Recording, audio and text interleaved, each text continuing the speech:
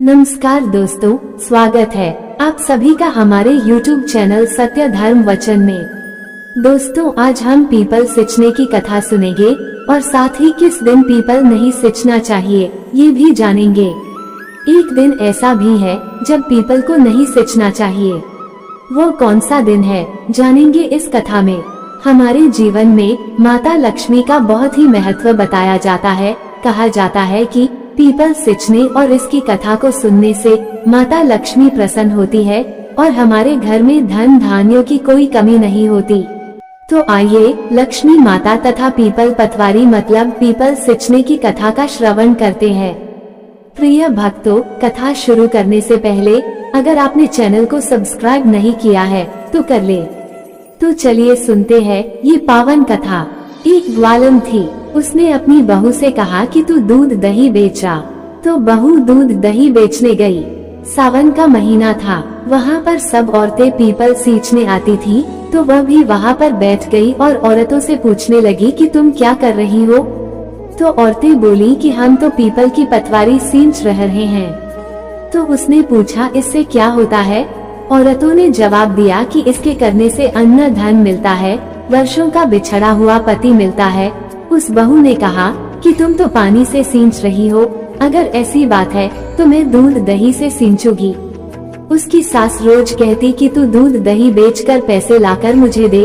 तो बहू ने कहा, हे सासू माँ, जब सावन का महीना पूरा हो जाएगा तब सारा पैसा मैं आपको लाकर दे दूंगी। इस तरह से सावन से लेकर कार्तिक का महीना पूरा हो गया।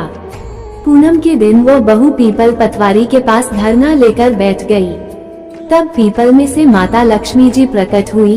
उन्होंने पूछा कि हे बेटी, तुम यहाँ क्यों बैठी हो, क्या चाहिए तुम्हें। उस बहू ने कहा, मेरी सास दूध दही के पैसे मांग रही है और मैं सारे दूध दही पीपल के पतवारे में चढ़ा देती हूँ। भला बताइए कि मैं अपने सास को पैसे कहाँ से दूँ। तो उस बहू की बात सुनकर पीपल ने कहा, मेरे पास पैसे नहीं हैं। ये पत्ते, डंठल, सूखी लकड़ियाँ जमीन पर पड़े हैं, वो घर ले जा और अपने गुल्लक में रख देना। माता लक्ष्मी की बात सुनकर वो बहू वहाँ जमीन पर पड़े पत्ते, डंठल और सूखी लकड़ियाँ इकट्ठा कर लेती है और माता लक्ष्मी को प्रणाम करके अपने घर की तरफ चल देती है। घर पे आकर उसने गुल्लक में पत्ते, डंठल और सूखी लकड़ियों को डाल दिया। अपनी बहू को घर पे देखकर सास ने कहा, बहू, आज तो महीना पूरा हो गया है, तुम जो दूध और दही बेचकर पैसे लाती हो वो पैसे मुझे दो। तो अपनी सास की बात सुनकर बहू डरते हुए गुल्लक को सास के हाथ में थमा देती है। जब सास गुल्लक को फोड़ती है तब वो गुल्लक को देखते ही रह गई। उसमें हीरे मोती जगमगा रहे थे। पत्ते, डंठल और सूखी लकड़ियाँ धन के रूप में परिवर्तित हो गए थे। सास बोली कि बहू इतना पैसा कहाँ से लाई। तो बहू ने आकर देखा तो बहुत धन पड़ा है। तब उस बहू ने कहा, सासू माँ, मैंने तो एक महीना दूध दही पीपल की पतवारी में सींचा था और मैंने उससे धन मांगा था, तो उसने मुझे पत्थर, डंडे, पत्ते दिए थे जो मैंने गुल्लक में रख दिए थे और वो हीरे मोती हो गए। अब सास के मन में लालच आ जाता है। तब सासू जी ने कहा कि अब की बार मैं भी पतवारी सींचूंगी। सासू दूध दही तो बेच आती और हांडी धोकर पीपल पतवारी में रखाती और बहू से कहती कि तू मेरे से पैसे मांग। तो बहू ने कहा कि कभी बहू भी सास से पैसे मांगती है। तो सास बोली कि तू मेरे से पैसे मांग। तो बहू ने सास से दूध दही के पैसे मांगे। तो सासू जी पीपल पतवारी पर जाकर धरना लेकर बैठ गई और माता लक्ष्मी का इंतजार करने लगी।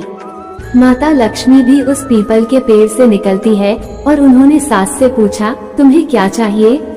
सास ने कहा, हे लक्ष्मी माँ, जैसे तुमने मेरी बहू को दिया उसी तरह मुझे भी दो, क्योंकि बहू ने तुम्हारी पतवारी सींची थी, मैंने भी तुम्हारी पतवारी सींची।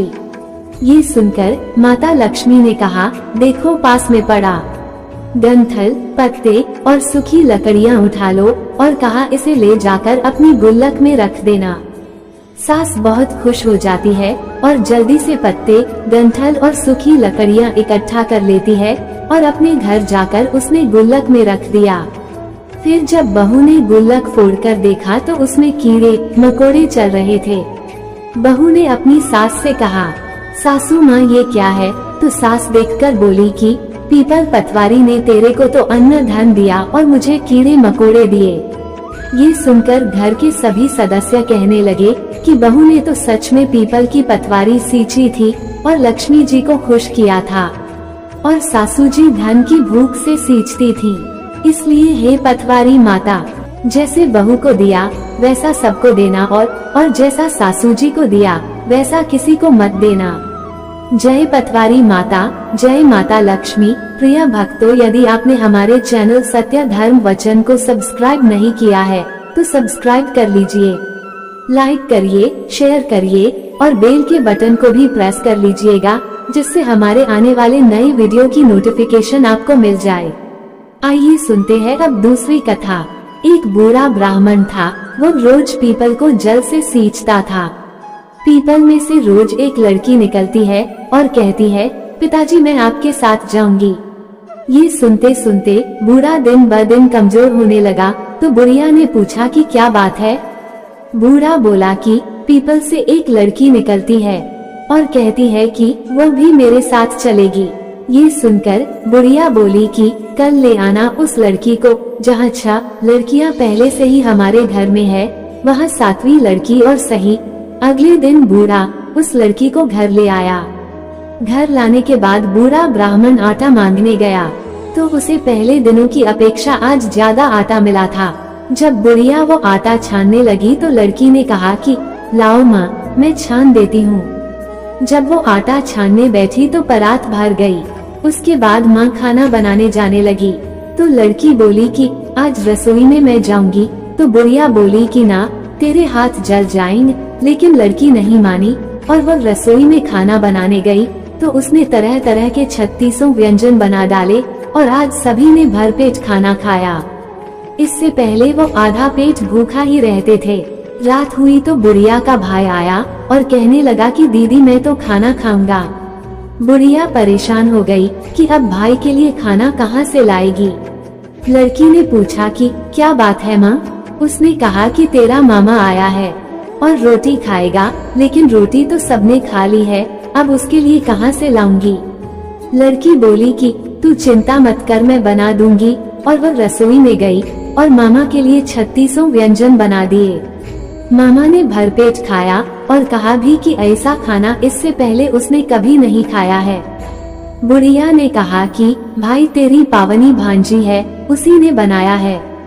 शाम हुई तो लड़की बोली कि माँ चौका लगा के चौके का दिया जला देना, कोठे में मैं सोऊंगी।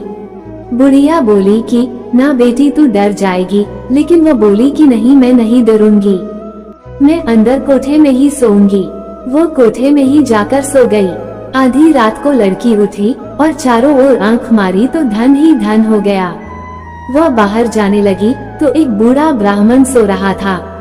उसने देखा तो कहा कि बेटी तू कहाँ चली? लड़की बोली कि मैं तो दरिद्रता दूर करने आई थी, अगर तुम्हें दूर करवानी है तो करवा लो। उसने बुए के घर में भी आंख से देखा तो चारों ओर धन ही धन हो गया। सुबह सवेरे सब उठे तो लड़की को ना पाकर उसे ढूंढने लगे कि पावनी बेटी कहाँ चली गई। बूढ़ा ब्राह्मण बोला कि वह तो लक्ष्मी माता थी, जो तुम्हारे साथ मेरी दरिद्रता भी दूर कर गई। हे लक्ष्मी माता, जैसे आपने उनकी दरिद्रता दूर की, वैसे ही सबकी करना। इस कथा को कहने वाले, सुनने वाले और हुंकार भरने वालों की दरिद्रता दूर करना। जय हो माता लक्ष्मी। कहानी अच्छी लगी हो तो शेयर जरूर करना। माँ लक्ष्मी आपके भंडार सोने से भर दें। जय हो माता लक्ष्मी। प्रिय दर्शकों, आइए अब सुनते हैं कि पीपल को किस दिन नहीं सींचना चाहिए। इससे जुड़ी एक कथा है जिसे सुनने के बाद समझ आ जाएगा कि हमें पीपल किस दिन नहीं सींचना चाहिए और क्यों। तो चलिए कथा को शुरू करते हैं। एक बार माता लक्ष्मी और उनकी छोटी बहन दरिद्रा श्री विष्णु के पास गई और उनसे बोली, हमें कहीं तो रहने का स्थान दो। तब भगवान विष्णु ने उन्हें पीपल के वृक्ष पर वास करने को कहा। इसलिए पीपल पर जल चढ़ाने से धन संपदा की परेशानी दूर हो जाती है। तो वहीं रविवार को पीपल की पूजा नहीं की जाती, क्योंकि जब विष्णु भगवान ने माता लक्ष्मी से विवाह करना चाहा, तो लक्ष्मी माता ने मना कर दिया था। क्योंकि उनकी बहन दरिद्रा का विवाह नहीं हुआ था। दरिद्रा के विवाह के उपरांत ही वो श्री हरि विष्णु से विवाह कर सकती थी। उन्होंने दरिद्रा से पूछा वो कैसा वर पाना चाहती हैं, तो वो बोली कि वो ऐसा पति चाहती हैं जो कभी पूजा पाठ न करे और उसे ऐसे स्थान पर रखे जहाँ कोई भी पूजा पाठ न करता हो। तब श्री विष्णु ने उनके लिए ऋषि नामक वर चुना और दोनों विवाह सूत्र में बंध गए। अब दरिद्रा की शर्तानुसार उन दोनों को ऐसे स्थान पर वास करना था जहाँ कोई भी धर्म कार्य न होता हो। ऋषि उसके लिए उसका मन भावन स्थान ढूंढने निकल पड़े, लेकिन उन्हें कहीं पर भी ऐसा स्थान नहीं मिला। दरिद्रा उनकी प्रतीक्षा में विलाप करने लगी और यहाँ श्री विष्णु ने दोबारा लक्ष्मी के सामने विवाह का प्रस्ताव रखा तो लक्ष्मी जी बोली, जब तक मेरी बहन की गृहस्थी नहीं बसती मैं विवाह नहीं करूंगी। धरा पर ऐसा कोई स्थान नहीं है जहाँ कोई धर्म कार्य न होता हो। तब विष्णु ने अपने निवास स्थान पीपल को रविवार के लिए दरिद्रा व उसके पति को दे दिया। इसलिए हर रविवार पीपल के नीचे देवताओं का वास न होकर दरिद्रा का वास होता है। यही वजह है कि इस दिन पीपल की पूजा वर्जित मानी जाती है। इसी लोक विश्वास के आधार पर लोग पीपल के वृक्ष को काटने से आज भी डरते हैं, लेकिन साथ में ये भी बताया गया है कि यदि पीपल के वृक्ष को काटना छांटना बहुत ही आवश्यक हो तो उसे रविवार को ही काटा छांटा जा सकता है। प्रिय दोस्तों, उम्मीद करती हूँ ये जानकारी और यह कहानी आपको पसंद आई होगी। अगर यह कहानी आपको पसंद आई है तो आप हमारे वीडियो को एक लाइक जरूर कर दीजिए। मिलते हैं नेक्स्ट वीडियो में। धन्यवाद।